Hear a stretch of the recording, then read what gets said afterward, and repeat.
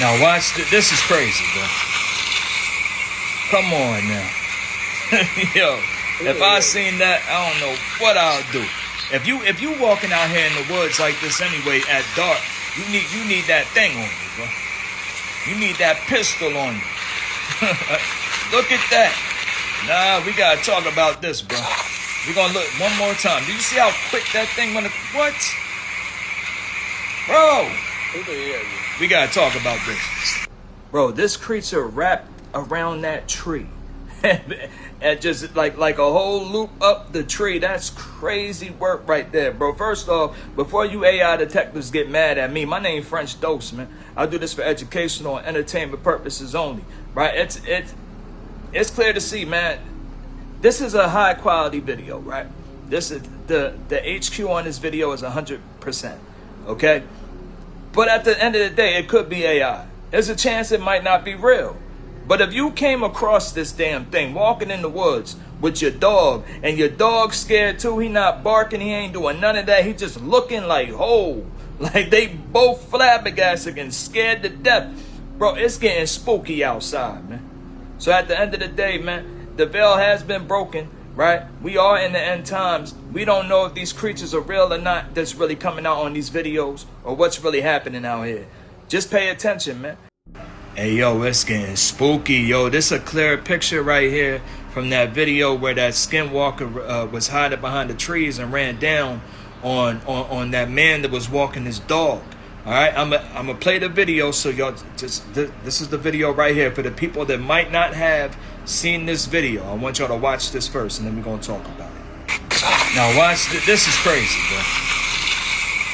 Come on now. So it's 3 different lightings that she did. This is when it went around and wrapped around the tree.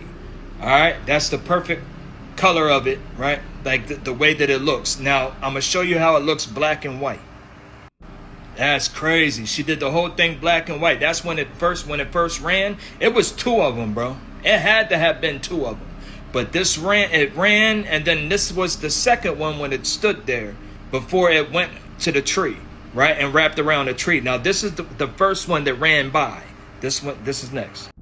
Hey, yo, it's getting spooky. Yo, this is a clear picture right here from that video where that skinwalker was hiding behind the trees and ran down on that man that was walking his dog.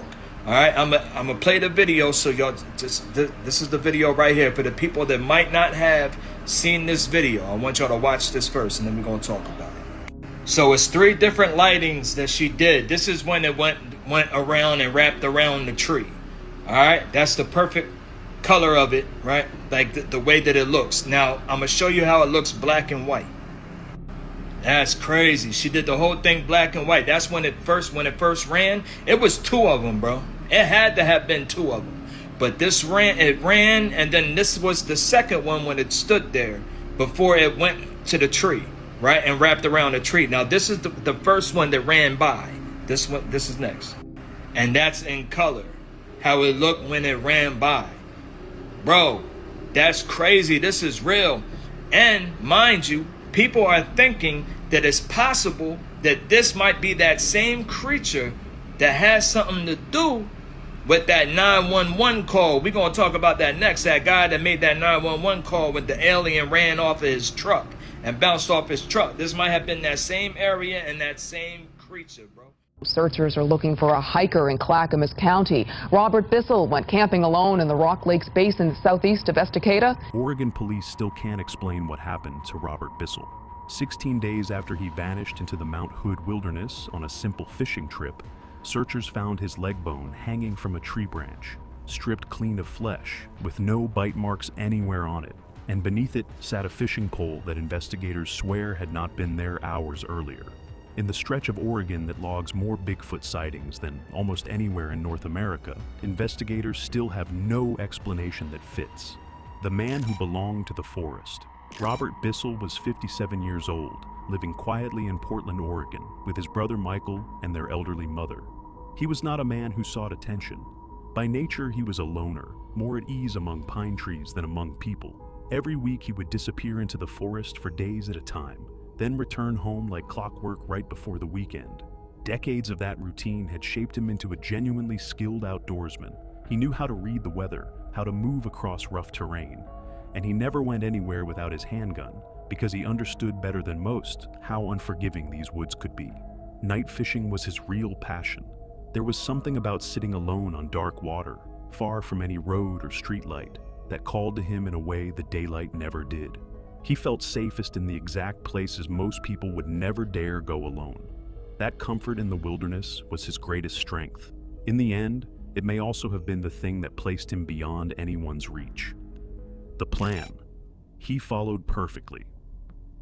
On July 12, 2010, Robert filled out a wilderness permit with the Forest Service.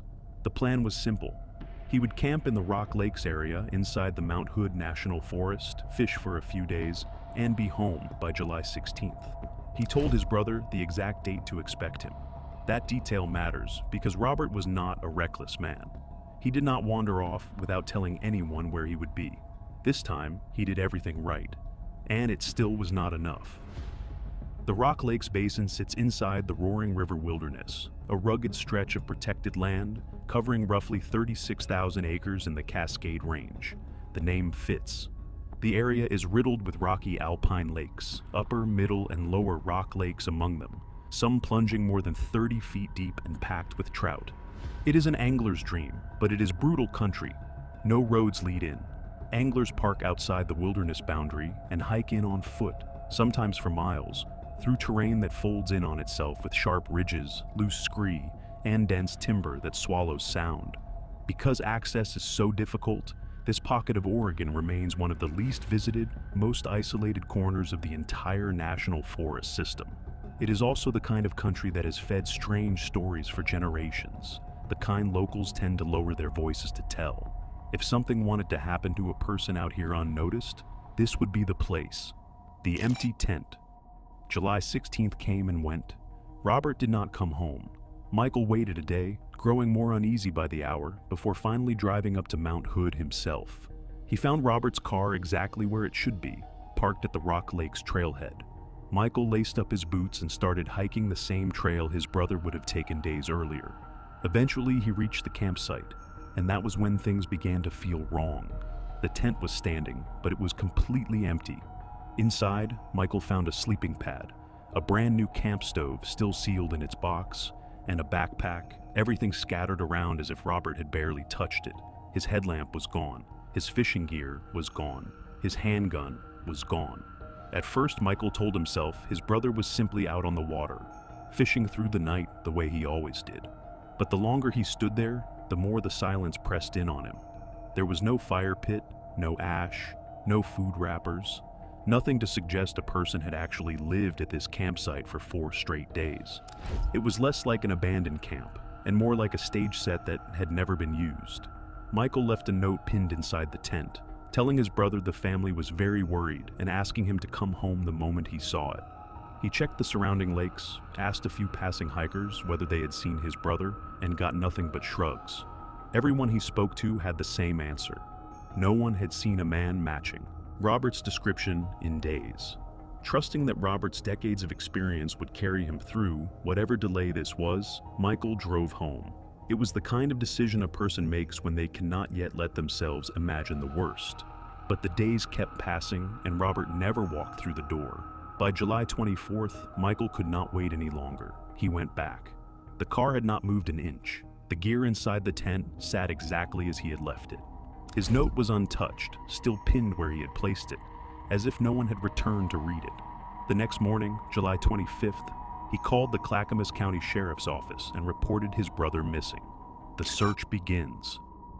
Search and rescue mobilized fast, setting up a command post near the trailhead. Robert's car turned up nothing unusual, just some suitcases and miscellaneous items in the trunk. Inside the tent, investigators confirmed what Michael already suspected. Robert had never actually slept there. The stove was still factory sealed. The cookware had not been used once. Investigators theorized that Robert had pitched camp, and then immediately grabbed his gear and headed out into the dark to fish. Exactly the kind of thing he always did. Notes found in the tent tracked recent weather patterns, and a hand-drawn map marked 2 other lakes in the basin, Serene Lake and Shining Lake. Robert had planned to lake hop, moving between fishing spots over several days, a careful route drawn by a man who clearly intended to come home. The first search radius covered 500 yards around the camp. A team found a small storage box resting on a fallen log, containing a compass and a whistle. Another crew hiking a ridge trail toward Shining Lake turned up a gray shirt and a camouflage hat, though Michael could not say for certain whether they belonged to Robert. A third team near Serene Lake met a group of hikers who handed over a green wool sock they had found along the path. Each new find raised the same quiet, unsettling question. Was this Robert's, or did it belong to someone else who had passed through this remote basin and left a piece of themselves behind? In most searches, recovered items narrow the picture. Here, they only widened it. By the end of that first day, more than 100 people were combing a full-mile radius through some of the roughest ground in the state, and already the recovered items were beginning to feel less like clues and more like scattered pieces of a puzzle that did not fit together. If you believe something out there in these forests does not want to be found, take a second to subscribe before we go deeper, because from here, the Bissell case only gets stranger. The Psychic and the Sighting. On July 26th, the second day of searching, crews found a rubber band matching one discovered inside Robert's car. That same day, something strange happened. A woman called the sheriff's office claiming to be a psychic. She told deputies that Robert's body was lying in a barren, rocky area with no vegetation, possibly a dry riverbed somewhere near Serene Lake. What is genuinely unusual is that authorities did not dismiss the call. They assigned a deputy to work directly with her and sent an aerial team to search the area she described, an almost unheard of move in a police investigation, and a measure of just how few leads the case had actually produced.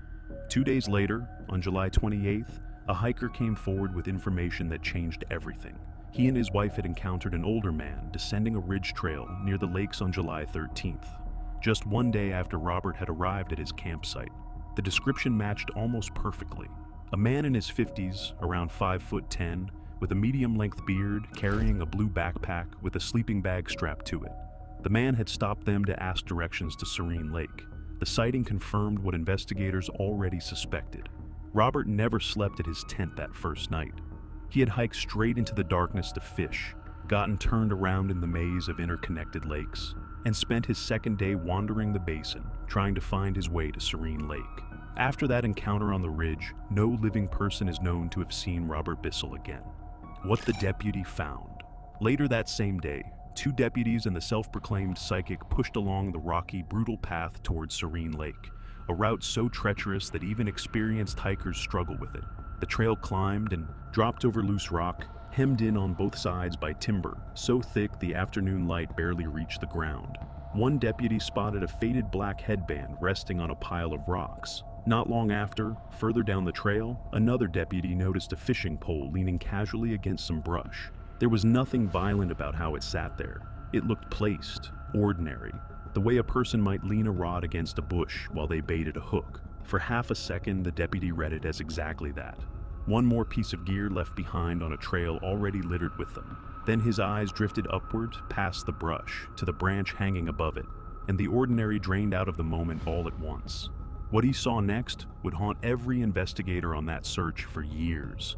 Hanging from a tree branch above him was a human leg bone. Muscle tissue and blood still clung to it. Directly below, sitting on the ground, was a single hiking boot. For a long moment, no one on the trail spoke. These were trained searchers, people who had worked recoveries before, and every one of them found themselves unable to look away and unable to look straight at it, held in the kind of silence that follows something the mind refuses to file away as normal. The bird song seemed to thin out. The thick timber that had swallowed the afternoon light now felt like it was leaning in. This was the image they would carry down off the mountain, the one that would surface years later without warning.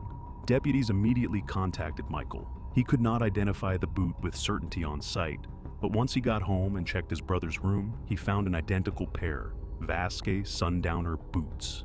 Investigators reached out to REI and confirmed Robert had been a co-op member since 1977 and had bought that exact boot model back in 2001. DNA testing later removed any doubt. The leg bone belonged to Robert Bissell. The pole that wasn't there. Here is where the case stops making sense. The exact spot where the remains were found had already been searched earlier that same day. Multiple investigators stated on record that the fishing pole had not been there before. These were trained searchers moving slowly and methodically through a defined grid, the kind of people who notice a fishing rod leaning against brush along a trail. Somehow, in the span of hours, it had appeared, propped up neatly, almost deliberately, right beneath where the leg bone hung. If someone had placed it there, they had done so while more than 100 searchers were spread across the basin, then slipped away without being seen. If something else had placed it there, then the question becomes far harder to sit with. Search teams flooded back into the area. Dozens of crews tore through every inch of surrounding forest, looking for more remains, more clues, anything at all. They found nothing else. When investigators cataloged everything recovered, only 4 items were confirmed to belong to Robert: the fishing pole, the boot, the leg bone, and the yellow storage box found earlier. Every other item, the shirt, the hat, the headband, the sock, belonged to someone else entirely, never explained, never connected to any other case. Piecing together the timeline, investigators believed Robert parked on July 12th, hiked in, pitched his tent, and immediately grabbed his gear to fish through the night. Disoriented by the unfamiliar lakes, he spent July 13th wandering and asking hikers for directions, eventually making his way toward Serene Lake. And that is where his story ends. But nothing in that timeline explains the one thing that truly matters: what actually happened to Robert out there. The theories fall apart. How does a grown man, armed with a handgun and decades of survival experience, end up dismembered, his remains left in a tree? Robert had no enemies. He kept to himself, lived modestly, was not wealthy enough to be a target, and had no history of conflict with anyone. Human involvement never fit the profile investigators built of him, so attention turned to animals. Black bears roam this stretch of the Cascades. So do coyotes and the occasional cougar. But unprovoked attacks on adult humans from any of these species are exceptionally rare, and search teams found zero physical evidence of animal activity anywhere near the site. No tracks, no scat, no sign of a den or a kill zone. If a predator had truly attacked Robert, his backpack, his other gear, and the rest of his remains should have turned up somewhere close by. Instead, everything except 4 items simply vanished. Some pointed to cougars specifically, since they are known to drag prey up into trees to keep it away from competing scavengers. It is a real behavior, but cougar attacks on humans remain incredibly rare across North America, and Robert was carrying a loaded handgun the entire time. A skilled outdoorsman with a firearm and years of experience is not an easy target for any animal, and there was no sign he had ever fired a shot in self-defense. The detail that broke every animal theory wide open, though, was the condition of the bone itself. The medical examiner's findings, as they were later reported, described no bite marks, no gnaw marks, no claw damage whatsoever. The muscle tissue had not been torn away by teeth. It looked stripped clean, almost surgical, as if it had been removed with deliberate, precise force rather than by an animal feeding. Predators are messy. They crush, they tear, they leave their marks in the bone. This bone carried none of that, and the distance between his scattered belongings suggested one of 2 things.